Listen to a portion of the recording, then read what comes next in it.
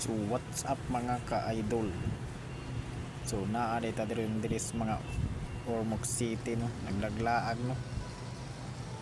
Kung taga Ormoc ka, kabalo ka kung asa ni dapita sa Ormoc no, pagi-comment na lang sa comment section, paki-like and share.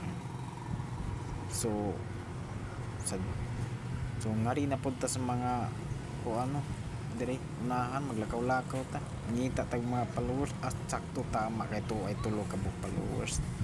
So hinay na po tag lakaw no. So ngita sa tag mga nindot nga views